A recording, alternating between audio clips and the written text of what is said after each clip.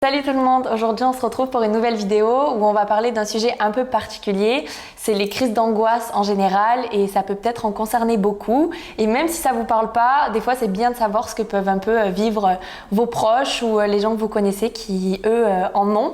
Et aujourd'hui du coup on accueille Lucie. Bonjour. Salut. Du coup Lucie, est-ce que tu peux un peu te présenter dans la vie en général? Donc j'ai 24 ans, Ok. Je suis en dernière année d'études, je suis en dernière année de master en communication digitale. Ok. Voilà. Et toi du coup donc tu connais les crises d'angoisse, c'est quelque chose qui te parle.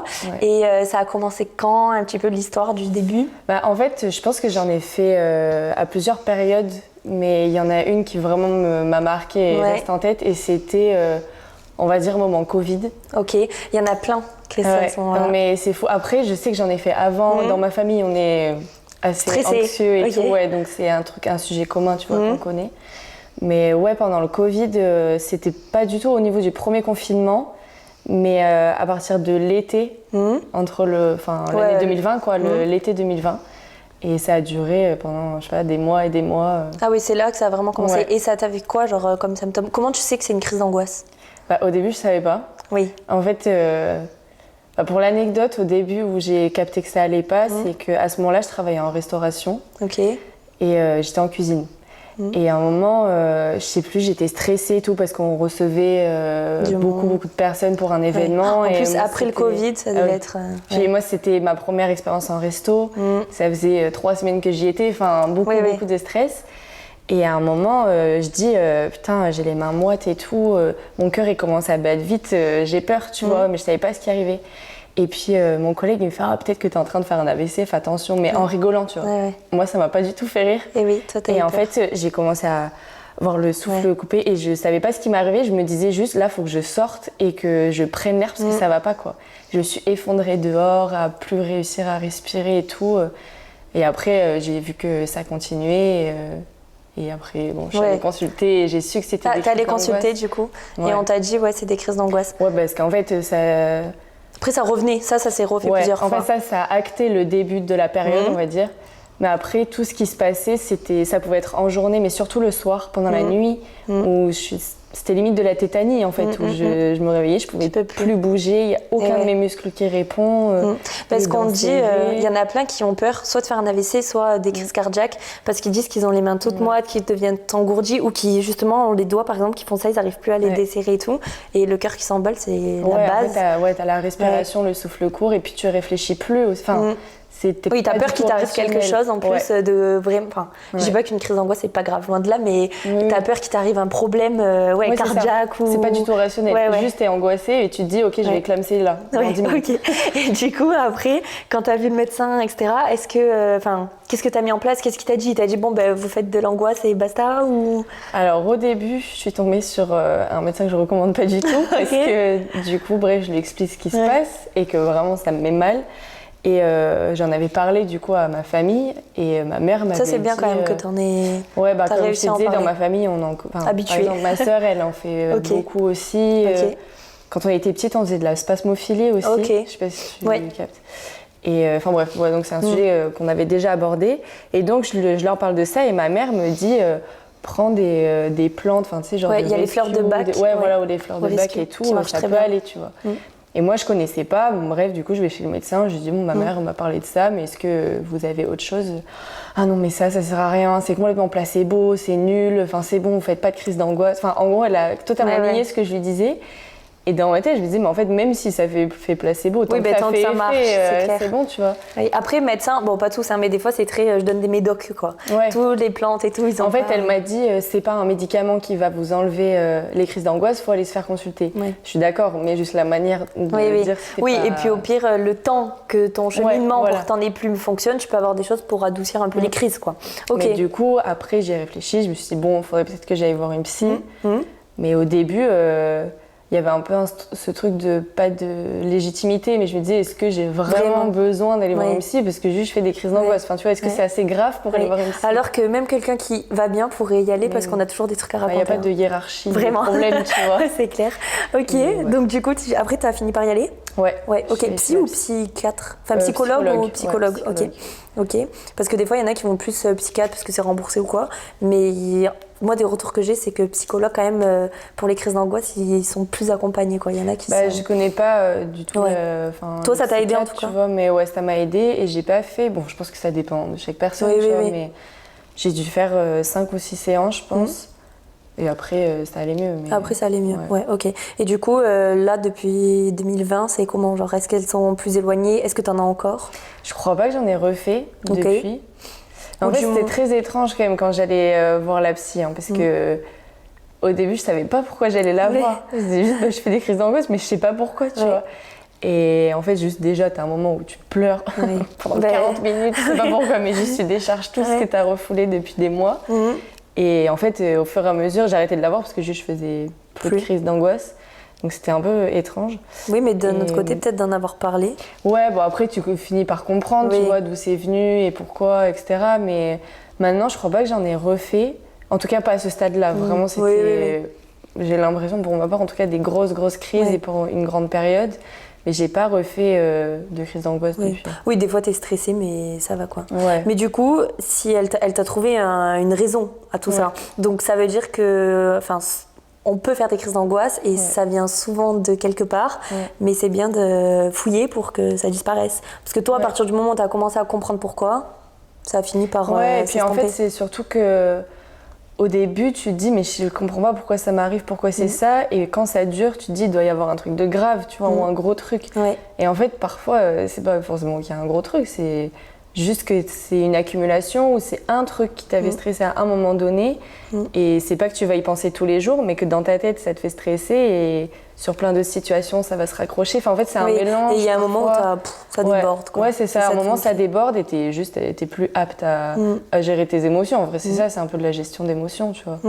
Oui, et c'est rien de grave, mais il faut s'en occuper. Ouais, et en fait, ça peut vite se résoudre. Enfin, je pense que pareil, c'est au cas par cas, mais en tout cas, faut en prendre conscience. Ouais, faut en prendre conscience et surtout pas hésiter à en parler. Parce que rien que parfois, si t'as des gros coups de stress, de panique et tout, tu peux en parler à une pote ou à ta famille ou quoi.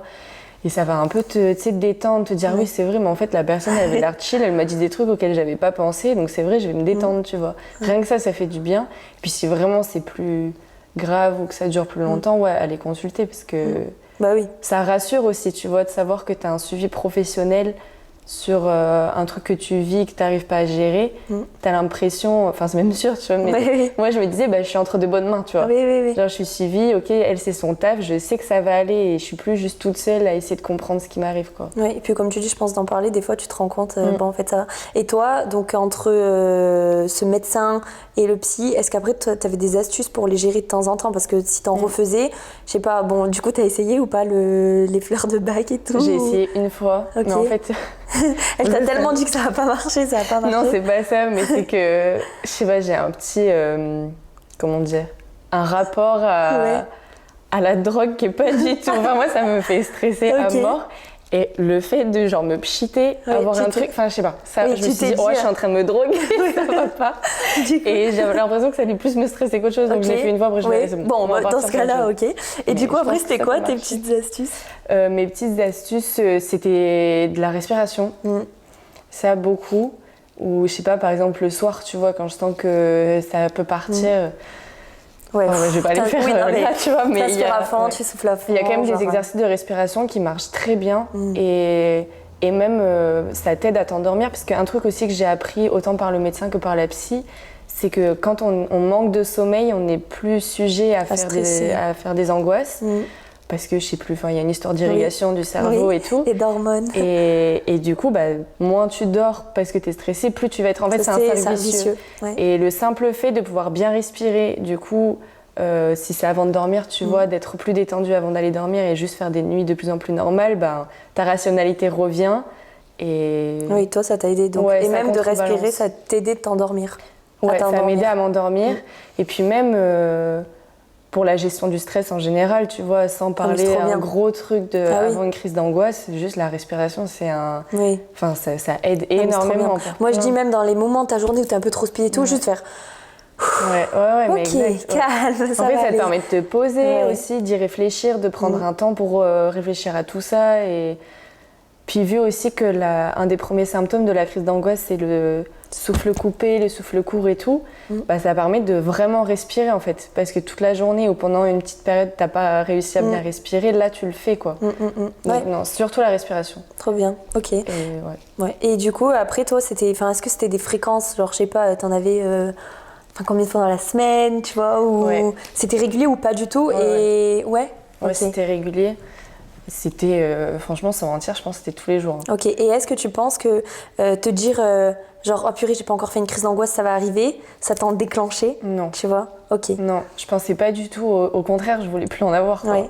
Donc je me disais pas, putain, ça fait longtemps que j'ai pas fait de crise d'angoisse, c'est bizarre. Ouais, parce que peut-être des fois, tu sais, t'es focalisée dessus et ça te... Ah ouais? Non, là, pas non. du tout. Ok, bon, bah tant mieux. Ouais. Et après, plus ça allait, plus ça s'étendait, genre, t'en avais de moins en moins. Et j'en avais de moins en moins. Et là, je trouvais ça... En fait, c'est pas bizarre. que je trouvais ça bizarre, mais je me disais, bah, ça change. Il y a un truc qui est en train de changer. Genre, j'arrive à dormir et tout. Et c'est en ça que tout à l'heure, je disais, bah, j'ai fini par arrêter de voir la psy parce que justement, je me suis retrouvée devant elle. Elle m'a dit, ça fait longtemps que vous n'avez pas fait de crise d'angoisse. Oui, bon, bah voilà, merci, au revoir. Enfin, je caricature, mais en gros, on n'avait plus rien à travailler ensemble, tu vois. Bah, tant mieux, ok, trop bien. Et du coup, après, ça t'arrivait surtout genre la nuit ou la journée? Toi, c'était comment? C'était plutôt le soir quand t'arrivais pas à dormir? Beaucoup le soir. Et en fait, vraiment, les crises d'angoisse, tétanie et tout que j'expliquais tout à l'heure, c'était vachement le soir, soit avant de dormir, soit pendant la nuit. Mais après, il y avait quand même des... Ça devenait un peu, pas de la parano, mais où vraiment, comment on appelle ça? Une angoisse généralisée, tu vois, toute la journée. C'est un mot, ça a 3 lettres, je sais plus ce que c'est. Ok, je mettrai. Mais... Par exemple, je sais pas, moi j'avais peur qu'il y ait un... Vas-y, livre-toi. En gros, mais c'est un truc de merde. Oui, c'est pour ça aussi que parfois on peut faire des crises d'angoisse, tu sais pas pourquoi, et tu te dis que c'est rien, tu vois. Mais... En gros, j'avais vu un film d'horreur avec des potes. Moi, jamais je fais ça déjà. Ah ouais, mais moi, je regarde pas ça. Ils m'ont forcé un peu. Et on le regarde, et l'histoire, c'était une fille qui se fait kidnapper dans la voiture du mec, tu vois, dans le coffre. J'ai vu ça m'allait pas. C'était la période où j'étais un peu stressée. À chaque fois que je prenais la voiture, que je la récupérais au garage, je devais regarder dans le coffre pour savoir s'il y avait quelqu'un. Pour dire à quel point on perd la raison, tu vois. C'est à aucun moment il y aurait quelqu'un dans mon coffre, tu vois. Mais juste, c'était un truc, ça devenait des tocs en fait. Et si je le faisais pas, t'avais l'impression qu'il allait s'arriver un truc. Et je commençais là pour le coup à stresser, tu vois. Et il y avait ce truc-là, mais du coup j'avais honte. Enfin après, merde, j'ai touché. T'inquiète. J'en venais même à me dire. En fait, t'oses pas en parler et tout. J'avais personnifié l'angoisse, tu vois. Genre, c'était ce mec-là. Quand j'étais chez moi, je regardais sous lit, je regardais dans les placards parce que j'avais peur qu'il y ait quelqu'un. Et là, t'es dans le cercle vicieux, ça te rend dingo. Et c'est là où je me suis dit, mais attends, Lucie, c'était chelou. Genre, commence à regarder dans tes placards s'il n'y a pas quelqu'un qui est venu. Enfin, tous les jours, c'est bizarre, tu vois. Surtout, c'est pas viable. Bah non, c'est pas viable du tout. Et ça devenait vraiment des...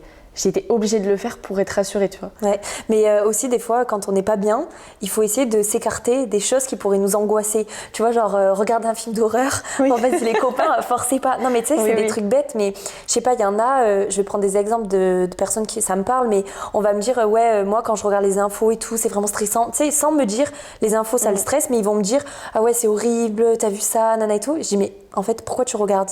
Si vraiment il se passe un truc. Tu vas être au courant si dans cette période ça va pas, écarte-toi de ça, c'est pas grave, tu vois. Tu regardes pas de film d'horreur, c'est pas grave, tu seras au courant du dernier. Et des fois, il faut prendre du recul sur les... Non, mais c'est clair. Mais parfois, tu t'en rends pas compte aussi, tu vois que c'est ça qui te fait angoisser. Par exemple, je disais que c'était à la période du Covid. J'étais persuadée que si j'attrapais le Covid, j'allais finir en réanimation. Et en fait, j'ai fini par comprendre que je pensais ça parce que aussi, je sais pas si tu te rappelles, mais au tout début, les seules infos, c'était le nombre de lits dans les hôpitaux, le nombre de personnes en réa et qu'il y a aussi des jeunes qui pouvaient y être. Enfin bref, et du coup, moi, je m'étais mis en tête que j'allais mourir à cause de ça. Je pense que beaucoup, et même moi au tout début, je me disais, si je l'attrape, putain, j'espère que je vais pas être vraiment mal, quoi. Au final, je savais même pas, mais voilà. Je l'ai fini par l'avoir là, il y a 2 mois, tu vois. Mais du coup aussi, quand j'ai pris conscience de ça, j'ai arrêté de regarder toutes les infos par rapport au Covid. J'ai essayé de me tenir au courant quand même. Oui, bien sûr. Non, mais il faut, mais pas... À un moment, tu stoppes et tu t'ouvres ton esprit à autre chose. Tu l'aères avec d'autres infos plus positives.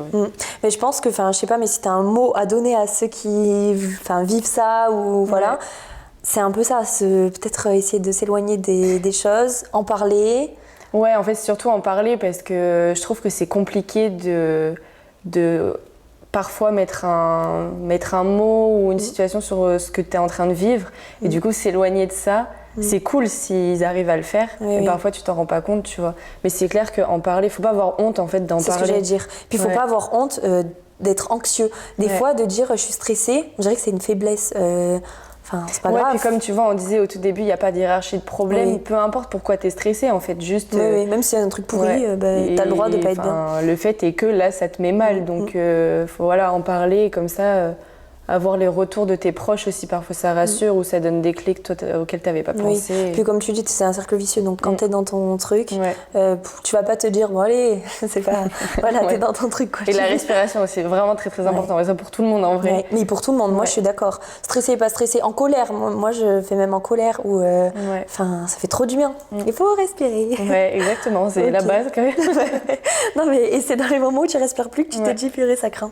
Ok, bon, mais trop bien. Merci, c'était cool. De rien, avec plaisir. Peut-être que ça en aura aidé certains, c'est le but en tout cas. Et vous n'êtes pas seul, il faut en parler. Et c'est surtout quelque chose, ça peut bouger. Toi, il y a une période, t'en faisais tous les jours, t'as dû te dire, je vais jamais m'en sortir. Tu t'es vu finir ta vie en fouillant ta voiture.